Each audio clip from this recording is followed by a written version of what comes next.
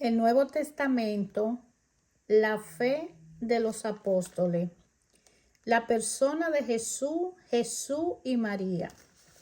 Analizando el punto número 100, habla en la enseñanza bíblica, en la introducción de la Biblia latinoamericana, lo siguiente.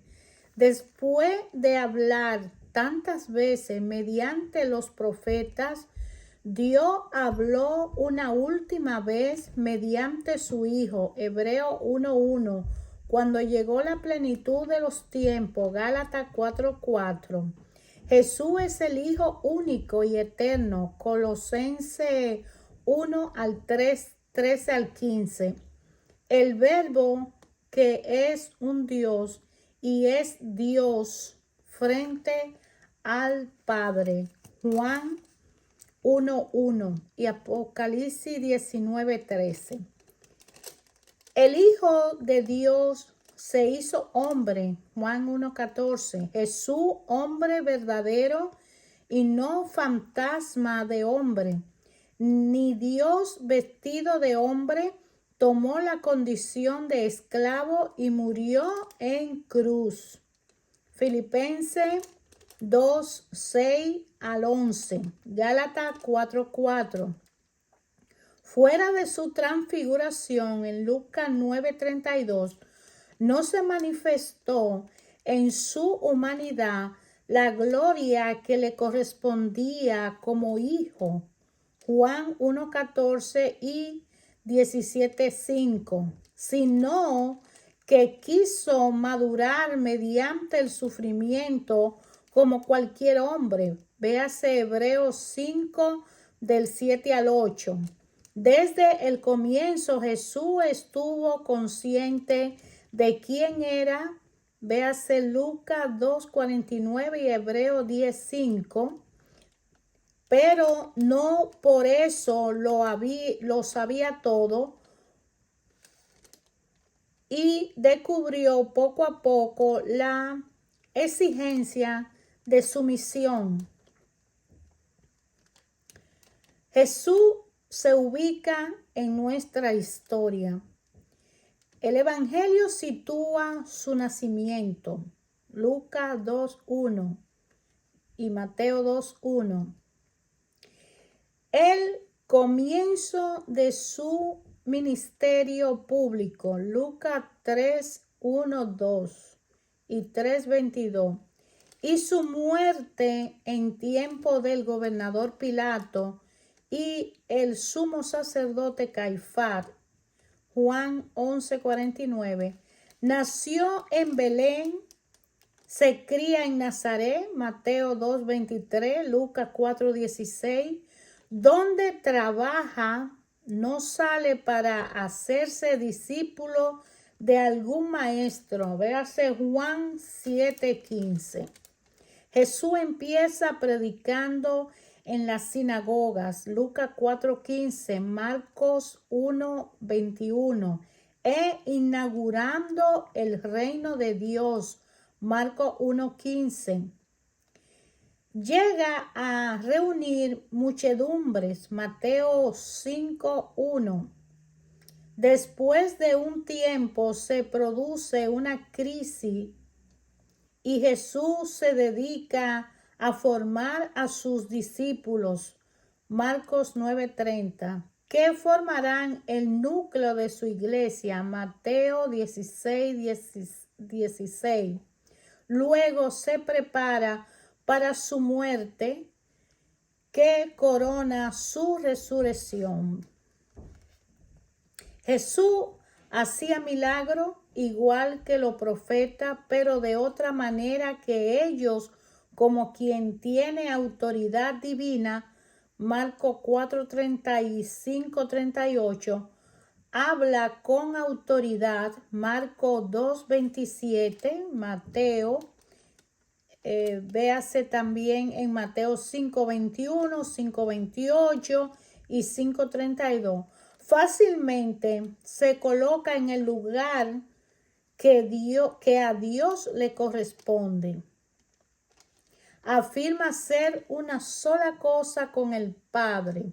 Mateo 11, 26, 27. Punto 105 dice, Jesús se negó habitualmente a que lo llamaran Hijo de Dios. Véase Marcos 3:11 y Marcos 5:7, porque este título se daba tradicionalmente a los reyes de Israel, segunda de Samuel 7:14 y Salmos 89:27. Jesús lo era en forma muy diferente de ello. Prefiere llamarse Hijo del Hombre. Mateo 26:64, refiriéndose a Daniel 7:13, véase también. Pero Pedro primero, Mateo 16:16, y luego la iglesia reconoció a Jesús como el Hijo de Dios. Hechos 9:20.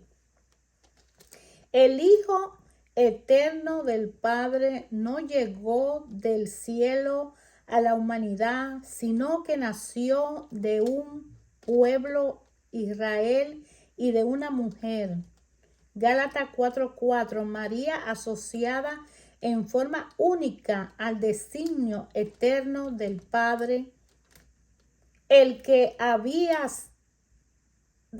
debía ser recibido por la Virgen de Israel, Isaías 7:14,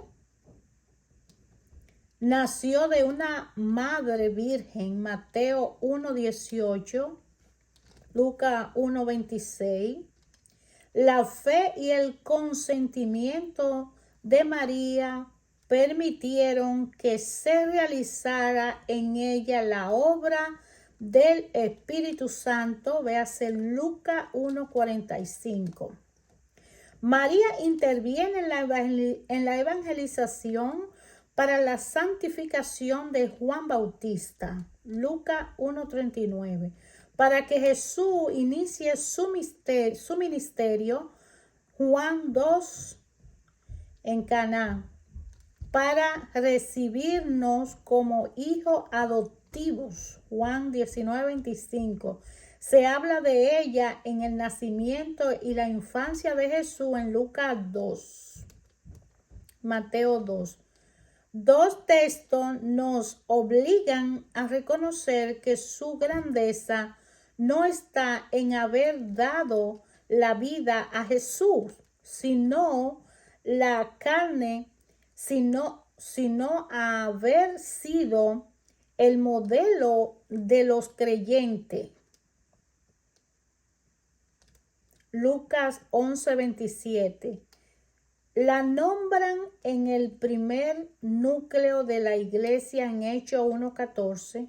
Estos son los textos bíblicos que nos ayudan a expresar lo que es María para Dios y para la iglesia. Génesis 3:15, Isaías 7:14, Cantares 4:12, 16, Proverbio 8:22, 31, Judith 13:18 al 20 y también Apocalipsis 12.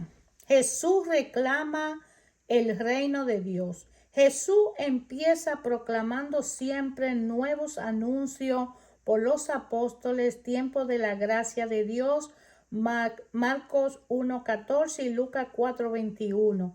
Jesús proclama el reino de Dios o reino de los cielos en Mateo 5:1 y sus milagros son signo de que este reino de Dios ya está entre los hombres.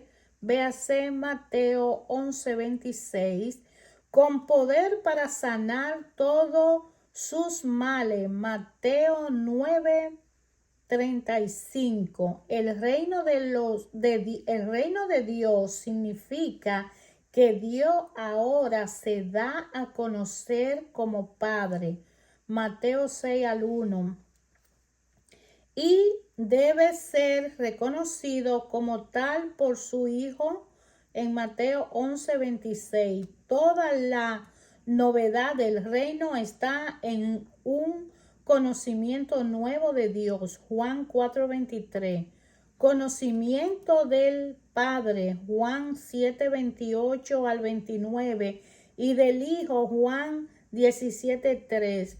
Borrando la imagen antigua del Dios castigador, en Lucas 9:54 y 14:2, Juan 9:3. Fuerte con su poder, Mateo 11:29. Muy lejos de los hombres, Juan 14:8. El reino de los cielos es proclamado primeramente a los pobres, en Lucas 4:18 y 6:20. Ellos entran primero, Lucas 16:9, y tendrán un papel decisivo en la extensión del reino. Lucas 12:32-34 y Primera de Corintios 1:26. No porque los pobres sean mejores, sino porque la fuerza de Dios se manifiesta mejor en la flaqueza humana. Véase a 1 Samuel 17:1. Salvar lo que estaba perdido. Isaías 49:2 y Lucas 1:25.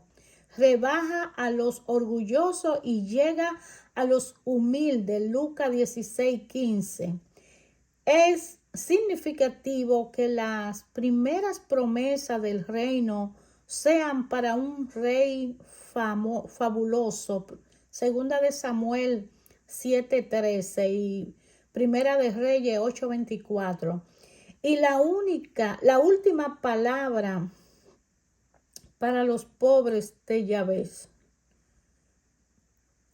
Véase a Zacarías 9:9, el Salmo 132:15, creyentes oprimidos, Deuteronomio 3:30, explotado por los ricos, oportunista, Salmo 55:58.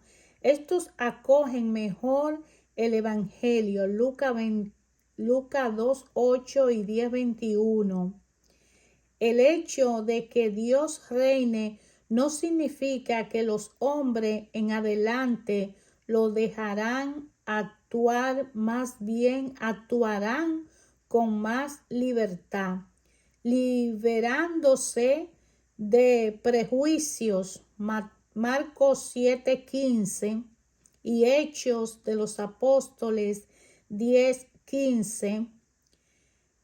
Preocupados por hacer fructificar su talento. Véase Mateo 25:14 al 30.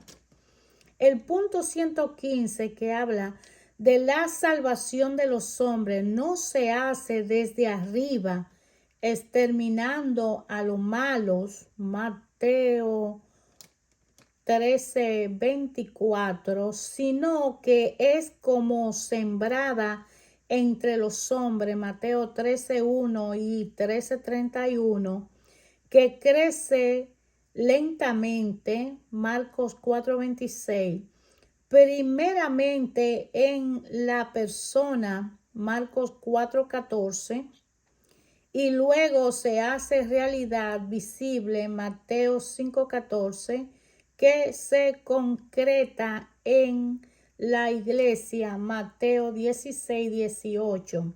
Los contemporáneos de Jesús creían que el reino empezaría después del juicio de Dios, que separaría a buenos y a malos. Véase Isaías 1:25 al 28.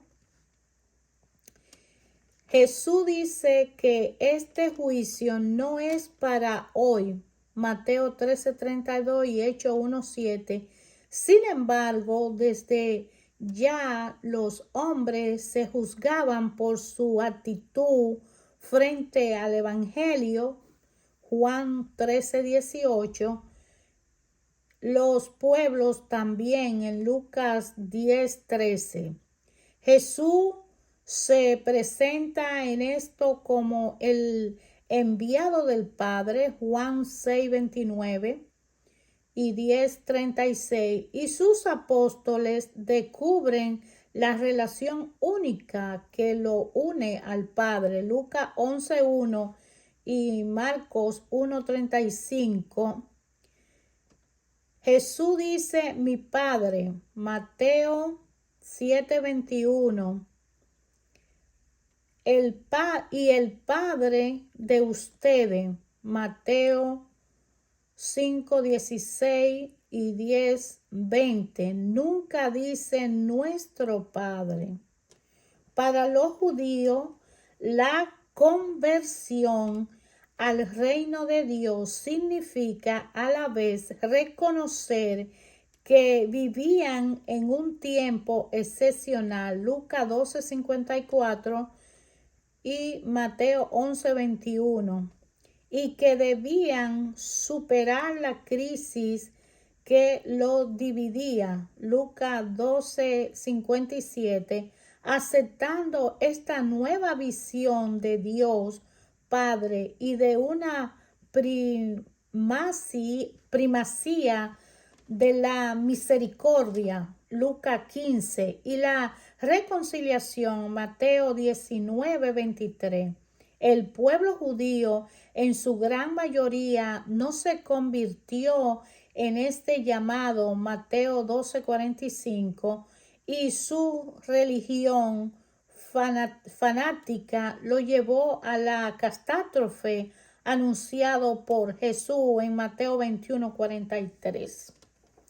La iglesia, Hebreo 9:31, y las iglesias, Gálatas 1:22, la iglesia de Dios, Hechos 20:28, y las iglesias de Dios en Primera de Corintios 11:16 y Tesalónica 2:14, la iglesia es el pueblo espiritual de Dios. Iglesia significa la asamblea convocada por Dios o la asamblea de los elegidos de Dios. Estos son llamados también santos. La iglesia de los santos. Primera de Corintios 14:33. Para renovar Israel y luego extender el reino a las naciones, vea Mateo 10:5, 15:24. Jesús proyecta su iglesia fundada sobre Pedro, Mateo 16:18, y los apóstoles, Mateo 10:1. La incredulidad de su pueblo lo lleva a pensar la iglesia como un nuevo pueblo de Dios, abierto a todos los pueblos. Mateo 8:10, Juan 10, en que se concretará el reino. Véase Mateo 13:31. A Jesús lo siguen discípulos que creen en él, Lucas 6:17. Dentro de ello escoge a quienes quiere, Marcos 3:13, Juan 15:16, para que sean sus apóstoles, Marcos 3:16. Ellos serán el núcleo de su iglesia, Lucas 22:28. Jesús le pide ruptura, Marcos 8:34, y fidelidad total a su persona, Mateo 10:37 y Lucas 14:25. Jesús le enseña la base de la convivencia en la iglesia. El más grande se hará servidor de los demás, se hará un servidor de los demás. Véase en Mateo 10:43. Ninguno se hará padre, maestro o doctor, sino que la autoridad respetaba la igualdad fundamental de todo y su relación directa a Dios. Mateo 23, 8. La ley suprema será el amor. Juan 13, 34.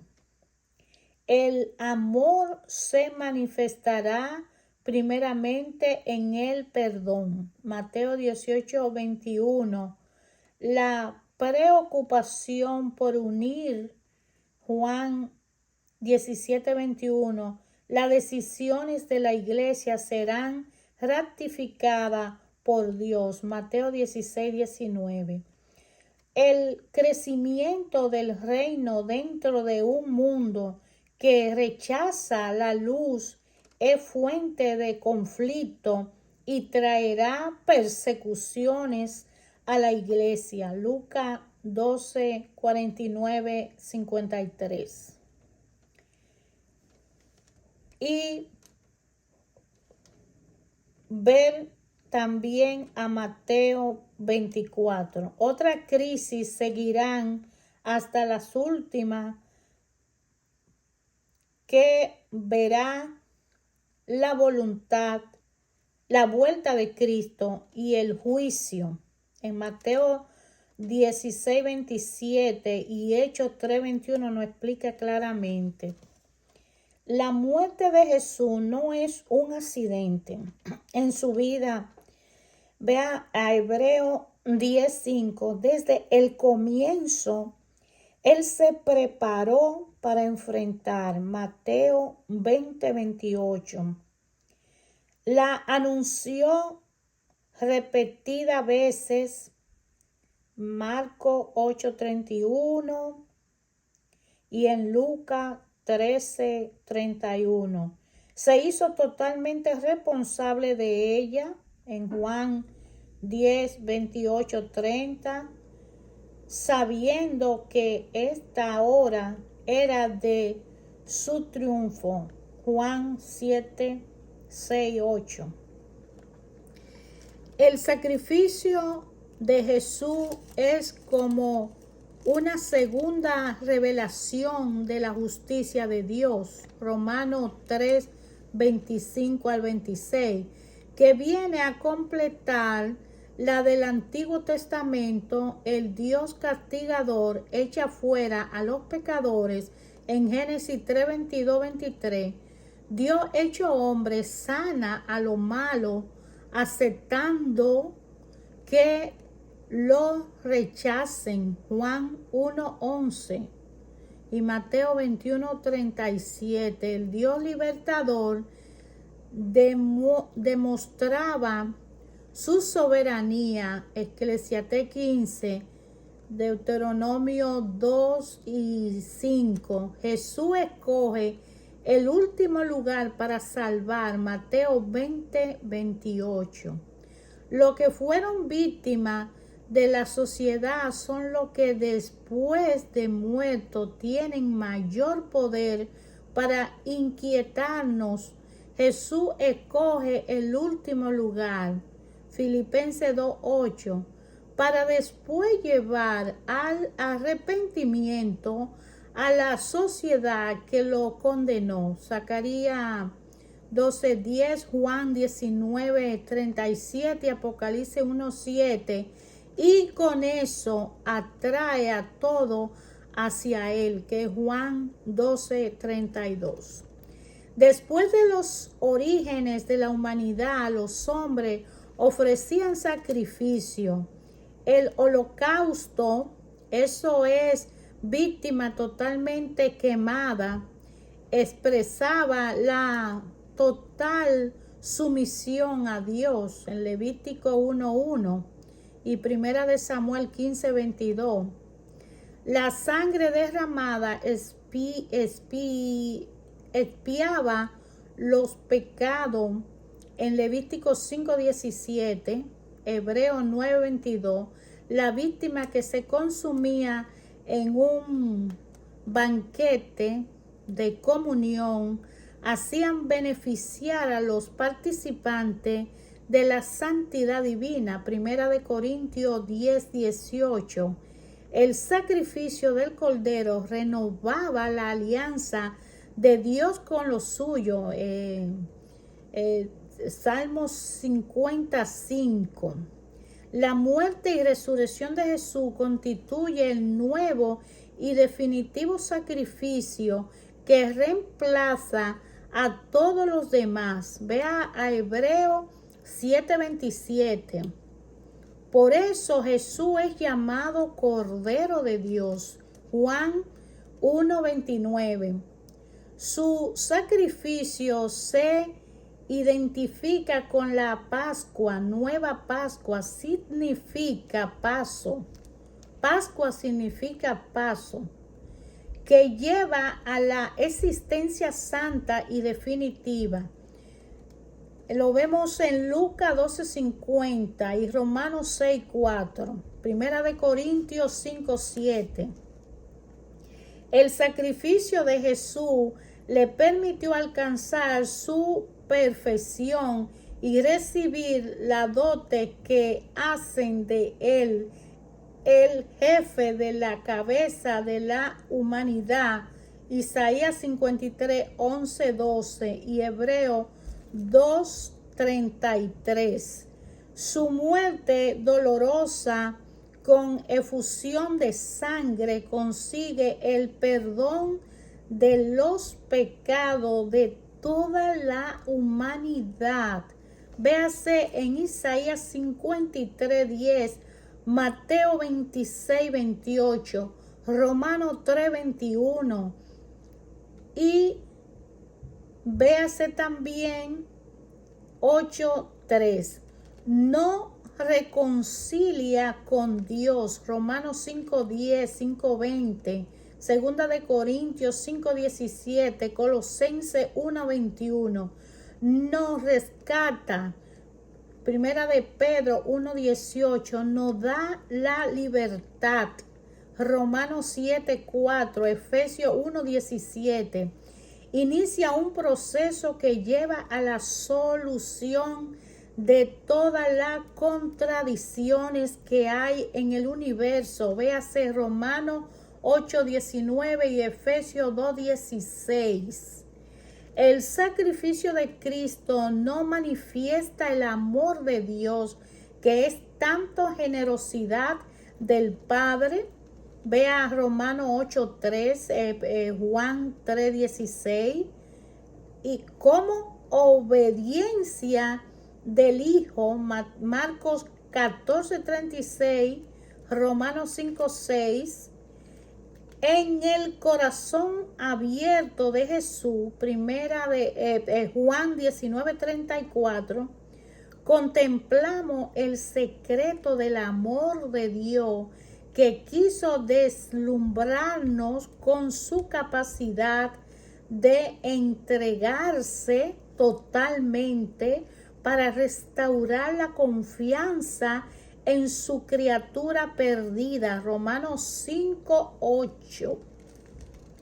La muerte y la resurrección de Jesús nos enseña el sentido de nuestra propia vida, el que significa su vida, la lleva al nuevo nacimiento. Vea Lucas 17:33, Juan 12:24-26.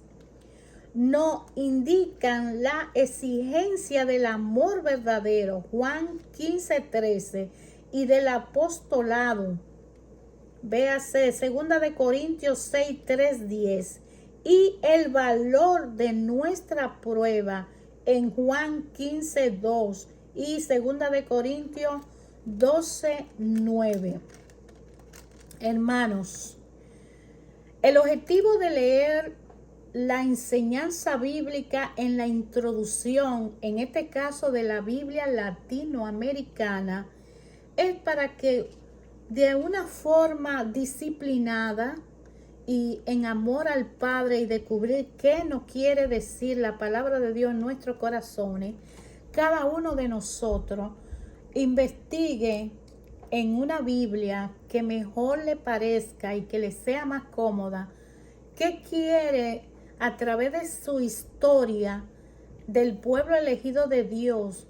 ¿Qué quiere el Padre? Que cada uno de nosotros, sus elegidos, las personas que Él llama para que estudien la Biblia, este libro tan sagrado, porque tiene todo lo que es puro en el conocimiento del Verbo, y el Verbo se hizo carne y habitó entre nosotros, por tanto, a través de Él habla a nuestros corazones. Y yo le invito a escudriñar las Escrituras, y al obtener esa Biblia, usted pueda organizar un tiempo apropiado para estudiar este libro tan hermoso y tan significativo, que ayuda a armonizar nuestro ser. Armonizando nuestro ser cada día de la vida que nos toca vivir, en el tiempo que nos corresponda, podemos tener una relación personal con nuestro Señor, y a través de ello, por medio de Jesucristo, con la ayuda del Espíritu Santo, nuestro Padre, aclarar en nuestro diario vivir, en mi casa, en mi familia, en mi trabajo, en mi relación con la humanidad, en mi relación con el tiempo moderno y en mi ser humano. ¿Qué dice la palabra de Dios para mí? ¿Qué me dice Dios a través de la palabra para mí? Te invito a descubrir qué te dice a ti la palabra de Dios cuando tú la lees, hermano.